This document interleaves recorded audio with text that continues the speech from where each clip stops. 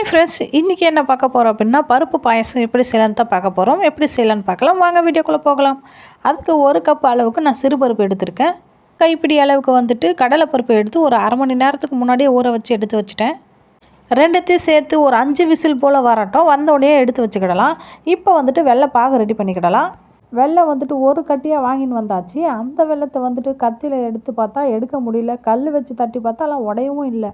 அதுக்கப்புறம் காய் சீவலை வச்சு ஒரு வழியாக சீவி எடுத்து வச்சாச்சு. இப்போ வந்துட்டு குக்கரை இறக்கி பார்க்கலாம். 5 விசில் வந்துடுச்சு. பருப்பு எப்படி இருக்குன்னு பார்க்கலாம். கரெக்டான அளவுக்கு வந்துடுச்சு.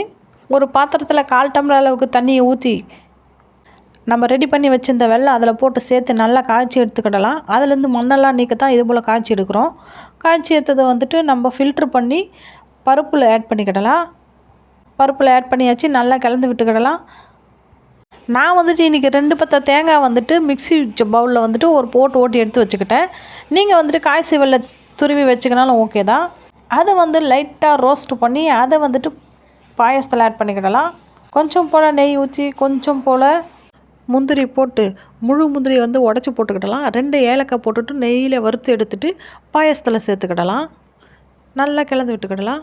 பருப்பு பாயசம் வந்து டக்குன்னு செஞ்சு முடிச்சிடலாம். இது போல் செஞ்சு சாப்பிட்டு பார்த்துட்டு எப்படி இருக்குன்னு கமெண்டில் சொல்லுங்கள். நம்ம சேனலுக்கு லைக் பண்ணுங்கள், ஷேர் பண்ணுங்கள், கமெண்ட் பண்ணுங்கள், சப்ஸ்கிரைப் பண்ணுங்கள். தேங்க்யூ ஃபார் வாட்சிங்.